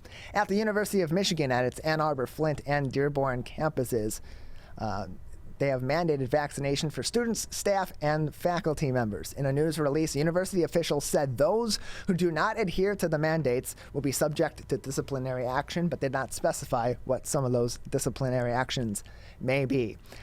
Students, staff, and faculty are required to submit proof of vaccination, full or partial, no later than August 30th, or apply for a medical or religious exemption. Masks will also be required at all indoor campus facilities at all University of Michigan campuses. Similarly, at Michigan State University in East Lansing, students, staff, faculty, and visitors will be required to wear masks in all indoor buildings on campus. They will not be required to wear them outside. And students, staff, and faculty members must be vaccinated by the time that they return to campus on August 31st or participate in their early detection program as they wait to be vaccinated.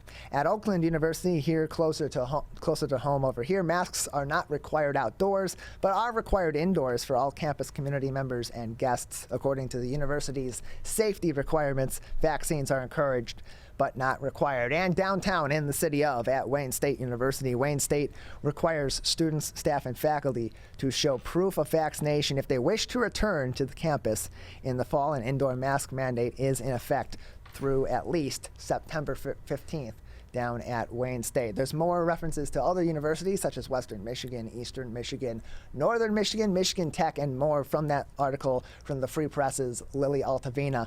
Find that on our website, civiccentertv.com/coronavirus. And Erica, as yourself being a current college student, this is something that's got to be on the minds of every student that's planning to return to campus, whether that be at a university or college here in the state of Michigan, or in your case, going back to Miami in a couple of weeks.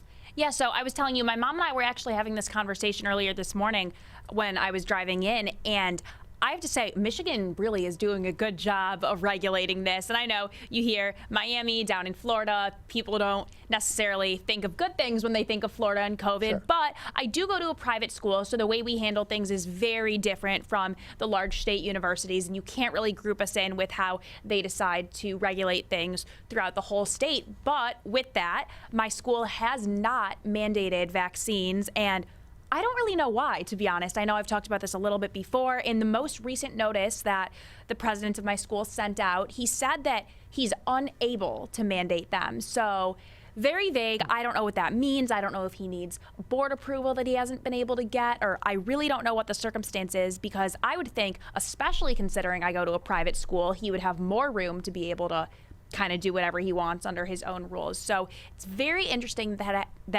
hasn't happened yet. But although they haven't mandated them at my school, they really are handing them out. The last month or so I was in Miami, it was so easy. Anyone could just go sign up in your student health portal, just go to the gym on campus and get your vaccine. So although they're not required, definitely strongly encouraged, and they have said that we will have to wear masks indoors, just not outdoors anymore, which I am so happy about, because going back to Florida in the late summer, fall, when it's 100 degrees and 100% humidity, wearing those masks outside was dreadful. So definitely excited about that.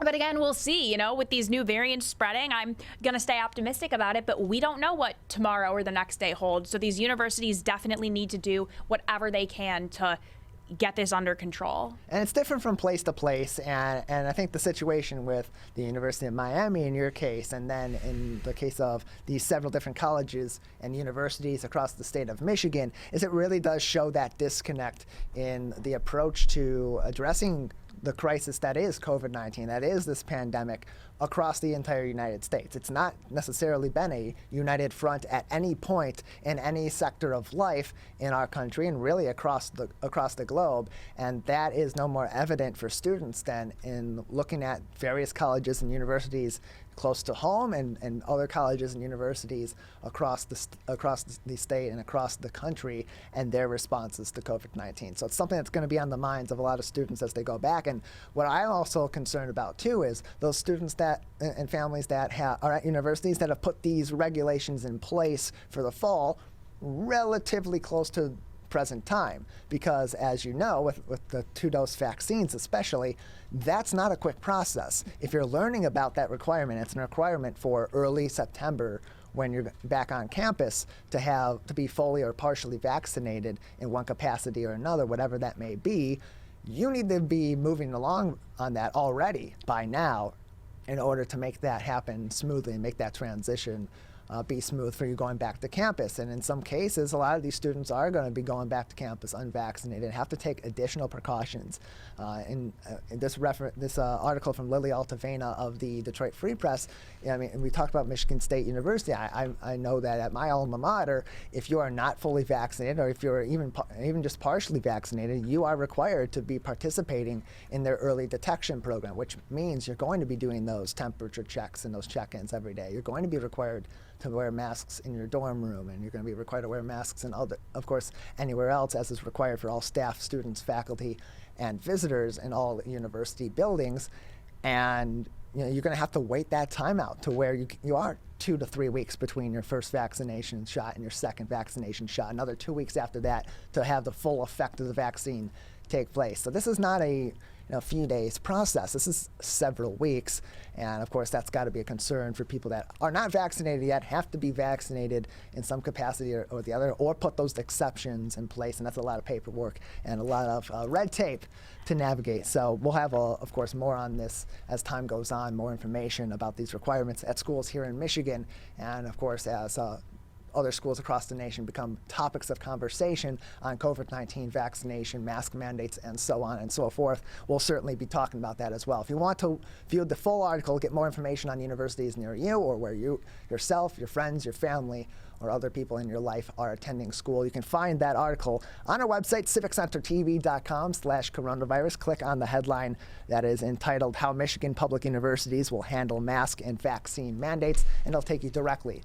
to that Detroit Free Press article. We're going to take a quick break. When we come back, we'll take a look back at one of our more recent interviews with Senator Gary Peters, where he talked about a number of issues that his team is addressing at the federal level, especially in reference to our infrastructure issues and climate change. That's certainly taken its toll and has had a massive effect across the state of Michigan in recent weeks this summer. That coming up after the break. You're watching and listening to the Megacast. One of the things you can look for in your friends is a change in behavior. These can be big changes, they can be small changes in mood, physical appearance. They may be sleeping less or sleeping more, drinking more, or their eating patterns may be different. One big change that can be pretty obvious is change in motivation. Do they no longer want to play basketball? Do they no longer want to play video games? Now that we're spending more time online and in virtual settings, it's really important to pay attention to the language that your friend is using and the words they're using to communicate. So when we text our friends, are they taking longer amounts of time to respond? Are they not responding at all? You don't have to be an expert to try to recognize these signs. The second that you feel it in your gut and that you're concerned, that's the second to have the conversation and open the door to what might be going on. Whatever gets you talking. Here's one more reason to get the COVID-19 vaccine. It's your shot to win.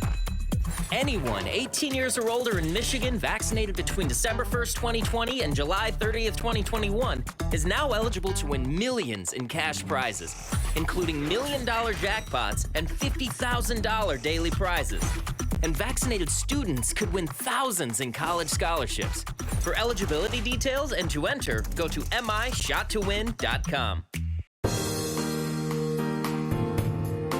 Welcome back to the Megacast. I'm Tyler Keefe with Erica Jones in our studios here in West Bloomfield Township.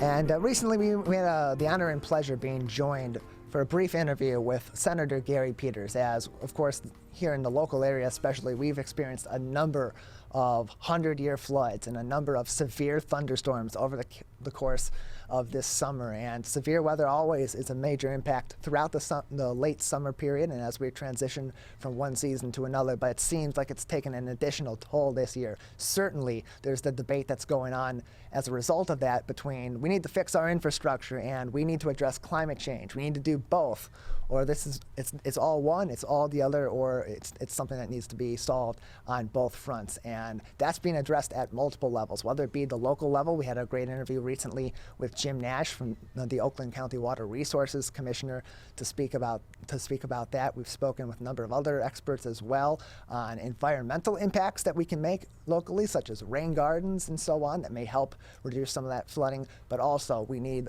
to address our infrastructure issues. And there are a lot of questions for our leaders in power, especially those at the federal level. And we recently spoke to Senator Gary Peters about what he and others on his team are doing in Washington, D.C. to help address both the climate change and the infrastructure problem here in the Great Lakes state.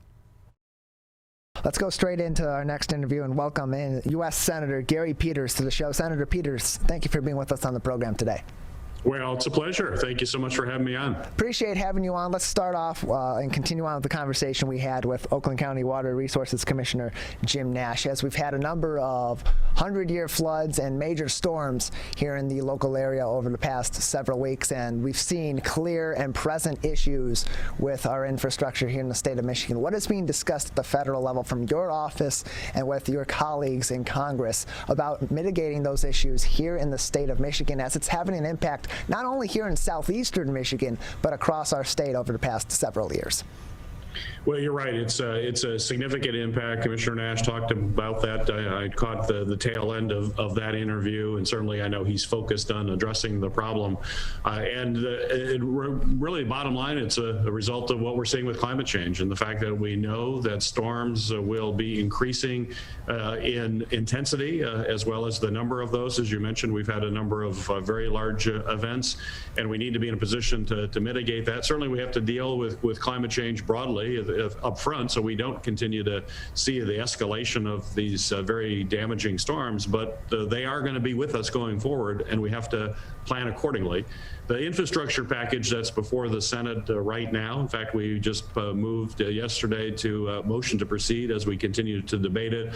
We'll deal with this issue in a number of ways, although I'm happy to say that one of the pieces of legislation that I worked on and passed last year to create a STORM Act, which will provide low to no, very, very low interest loans to communities that they can use to build greater resiliency to deal with these storms, particularly the flooding or the high water levels we're seeing across the state of Michigan, to make those kinds of investments to make it more resilient. And it shows the numbers are compelling in terms of an investment. For every $1 you invest in these resilient programs to deal with floods, saves taxpayers $6 overall, because if you have to go back and make the fixes after a storm occurs, it's a whole lot more expensive. And when you increase the number, it's going to be even more so. So this is a good investment.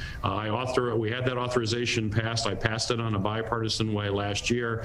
And in this infrastructure package that's before us right now, there's $500 million of funding for it being put in.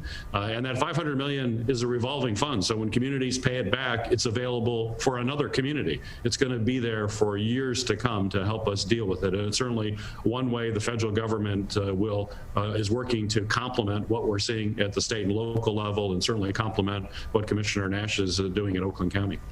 Senator Gary Peters with us on the Oakland County Megacast, one of our 2 U.S. senators for the state of Michigan. And as we've seen with these past storms and over the past several years, the impact that other storm systems and other effects of climate change have had throughout the state of Michigan, how much more important now than ever is it for an infrastructure package like the one that's being discussed currently or in another form gets through quickly so that our communities can start addressing clear and present issues, not only with climate change, but with the infrastructure and the impact that climate change has had on those outdated systems that are still in place?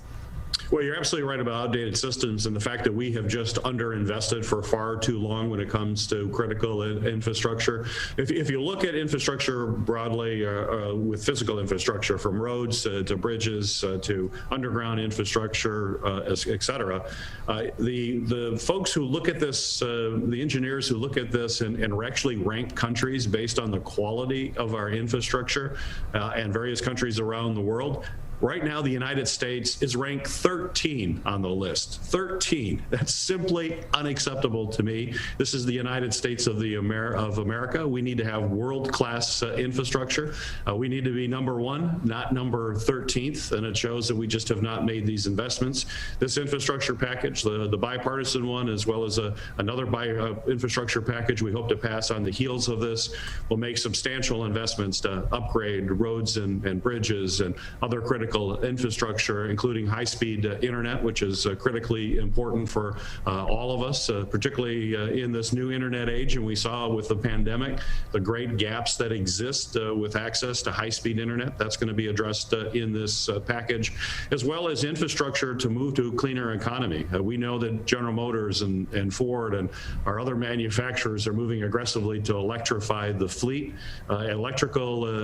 Moving towards electric vehicles will take us in large measure in the right direction for a cleaner economy. And a part of this package is to put in charging stations across the country so that people know that as these vehicles become more available through our local domestic manufacturers, that there'll be charging stations as well. So this is a pretty comprehensive approach to what is clearly a very significant challenge. Senator Peters, you're also the chairperson of the Homeland Security and Government Affairs Committee as well, and we've heard a lot in the news recently about the formation of the January 6th Commission to address the issues that happened, of course, on January 6th during the Capitol insurrection, while the Electoral College results were being certified by both chambers of Congress. We hear a lot about that in the news. I know that you're short on time today, so just briefly as we wrap this up, can you explain for our viewers and for your constituents here in the state of Michigan, beyond just understanding what went on that day, what are the other purposes of this commission? Well, the commission that I spearheaded in a bipartisan way, two committees, my committee as chairman of Homeland Security Committee and the Rules Committee, was to look at the events that day. What were the security lapses, intelligence lapses? Why was not the National Guard able to respond more quickly? Basically looking in a fairly narrow sense exactly what happened on that day. We came up with over 20 recommendations that need to be implemented immediately. Many of those are going to be part of a supplemental package that's going to come before the Senate, hopefully in the next few hours or days to address some of that. But there's still more work to do. One thing that we found through our work in Homeland Security were intelligence lapses, that the intelligence community did not provide information to the folks on the ground in a timely way, even though it was apparent. This was an attack that was planned on the internet. It was clear, and we had the former president talking to people to come to Washington. It's going to get wild, and he was putting out the big lie to get people riled up, and we knew that folks were talking to each other on the internet. They were coming here to disrupt the constitutional process of the peaceful transfer of power, and yet that information did not get to where it had to get to as quickly as it should have. We've got to make sure this never, ever happens again. That we do. Senator Peters, thank you very much for joining us today. We know that you're short on time, but we appreciate you making time for us here at the Megacast. Good to be with you. Thank you. Senator Gary Peters joining us on the Oakland County Megacast. Always appreciate him taking the time to talk to us about issues at the federal level that, of course, impact us here at the state level as well. We got about 15 minutes left in the program today, and before we go, we want to speak to one local business owner who has created her own healthy dressings right here in the local area. We're pleased to be joined by Karen Akouri. She is the owner of Drench Dressings, joining us now on the Megacast. Karen, thanks for being with us today. Thank you. I'm so excited to be here. So for those that are not familiar, Karen, what is Drench Dressings? What sets your dressings apart from other salad dressings of the like? So our dressings, well, why don't we take a little step back and I can tell you how it all started. Please. So what inspired me was I was making salads, just like, cooking for my family, just like all moms do. And I started paying attention to ingredients and labels and really paying attention to what's in our food. And I couldn't believe all the ingredients that were in there. There were so many chemicals I couldn't even pronounce. Disodium inosonate, titanium dioxide. And I was like, what is this doing in our food? And I even Googled it, and titanium dioxide is a whitening agent for industrial paint. And I'm like, oh my goodness. So that's when I decided, I have to make my own. I cannot be, it didn't make any sense. I was making a healthy salad and then pouring all the chemicals on it.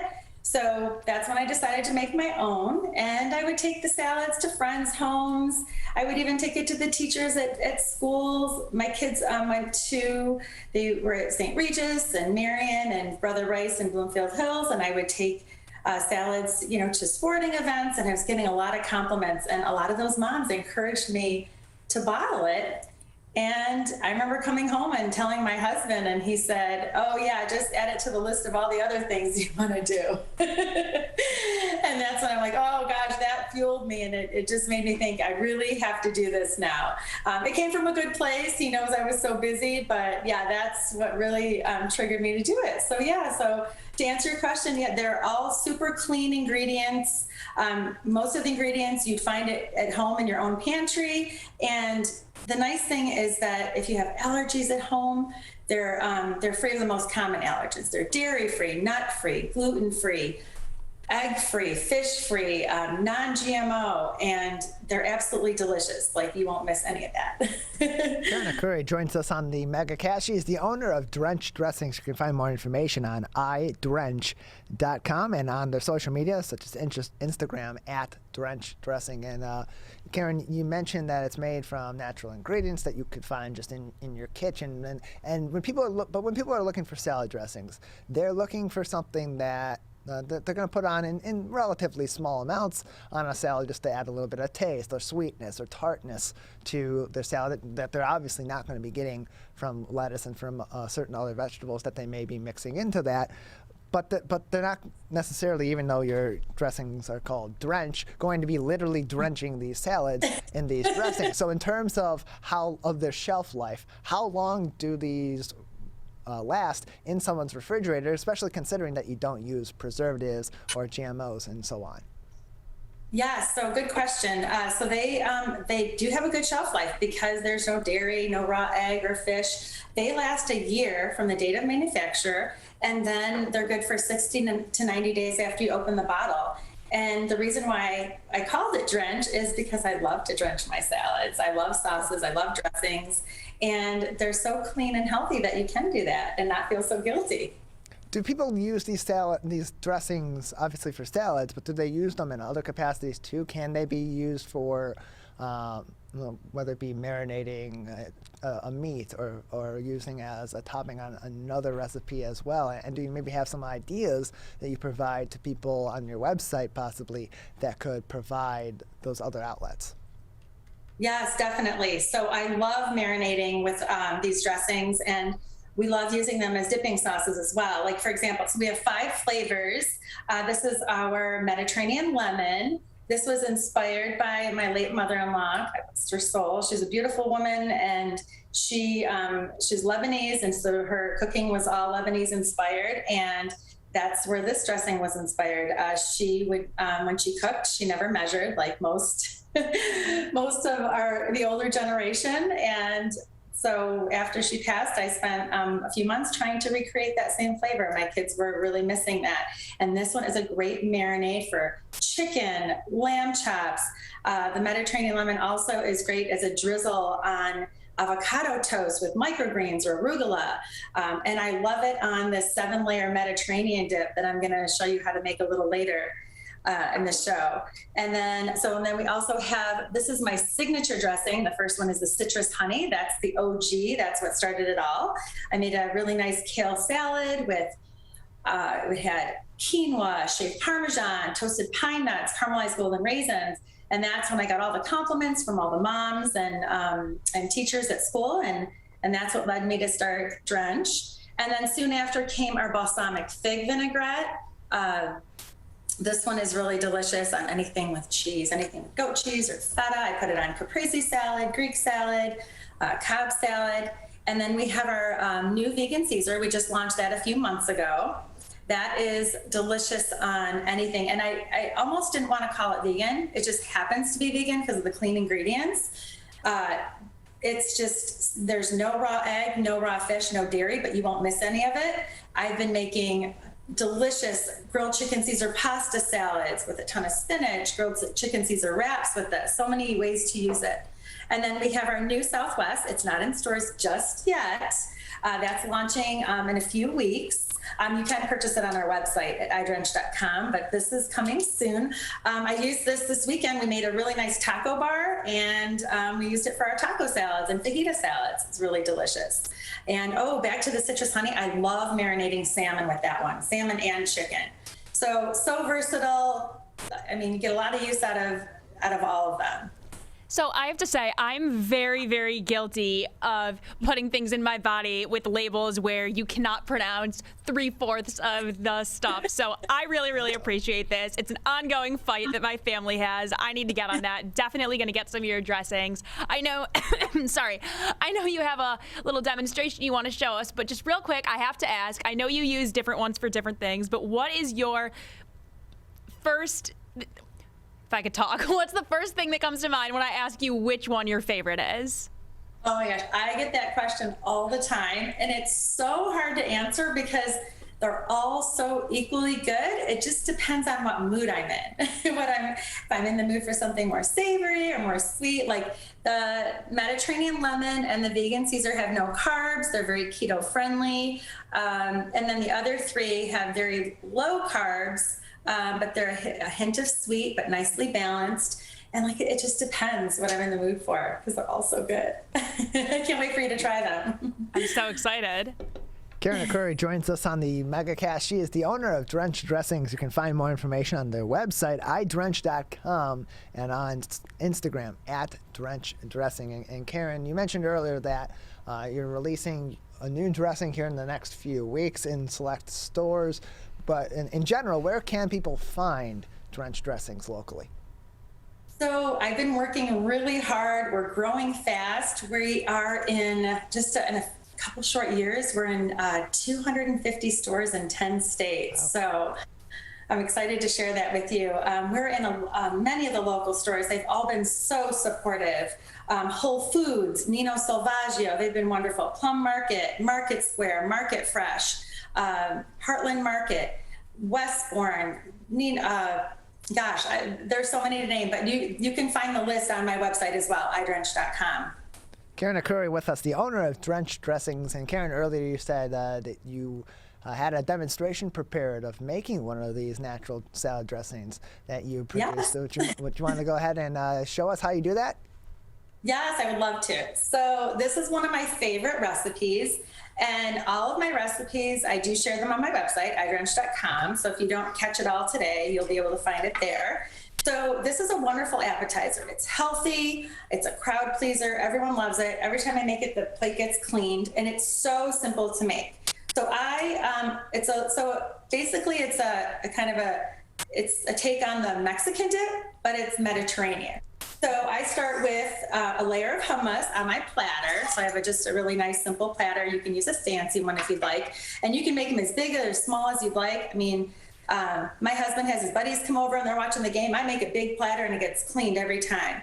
So I normally make my own hummus. I like to do that. It's not very difficult, but I know it's always, we don't always have the time to do so. So if I do buy hummus, I like to buy, Nino Salvaggio has a great one. And also my friend, Hannah, she has a company, she's local as well. It's called Hummus Goodness.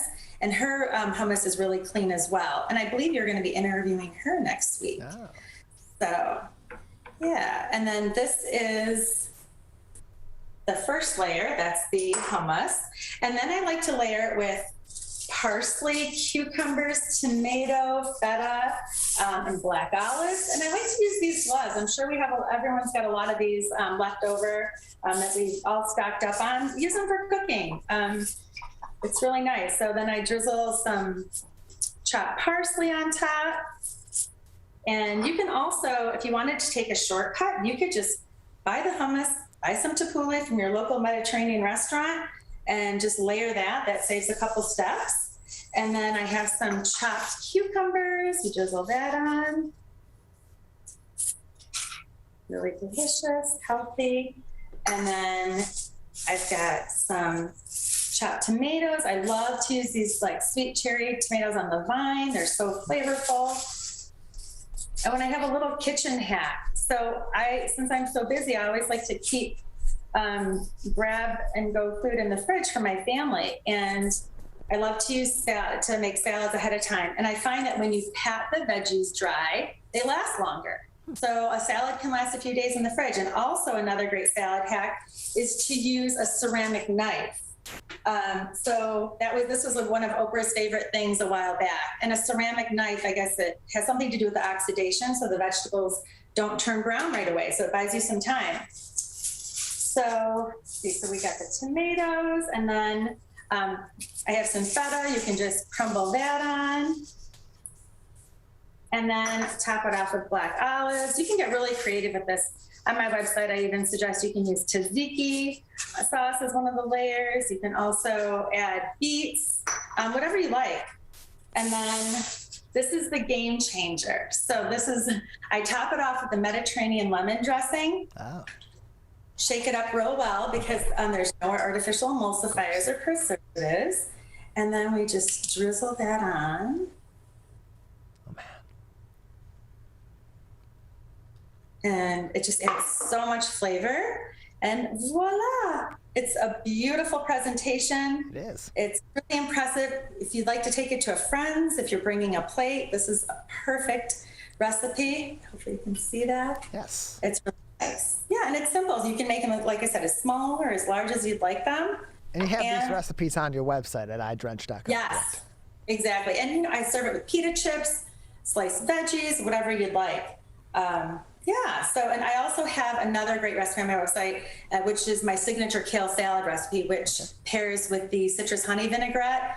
That one is a crowd pleaser as well. I highly recommend taking the time to make that one. So these recipes, Karen Akouri with us from Drenched Dressing. Just another minute and a half with you before we'll say goodbye today. So these recipes that you have on your website, do you pair them with specific dressings or give a list of a couple different maybe that would work really well with one salad versus another? Yes, for sure. So all of them, so I have different recipes for each dressing, and you'll find that as well. Oh, and there was one other thing I wanted to mention too. Okay. This is so important, and we use high quality oils. So we use olive oil and avocado oil, sometimes grapeseed oil. We never use soybean oil or canola.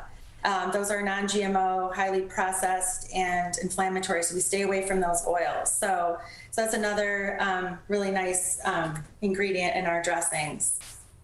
Karen Akouri with us on the Megacast. She joins us today from Drenched Dressings. Just about 40 seconds left in the show, Karen. Anything else quickly you'd like to say before we let you go today? Oh gosh, thank you for having me. This has been wonderful, and thank you for letting me share my story. Just happy to spread the word. They're all healthy dressings, and I can't wait for everyone to try them. And reach out to me anytime. You can message me through my website at idrench.com. I'd love to hear from you. I'd love to hear feedback. And we always share recipes on Instagram at Drenched Dressings. That's our name, Drenched Dressings on Instagram. So yeah, thank you again. It's great being here. Appreciate it, Karen. Thank you very much. That will do it for today's edition of the Megacast.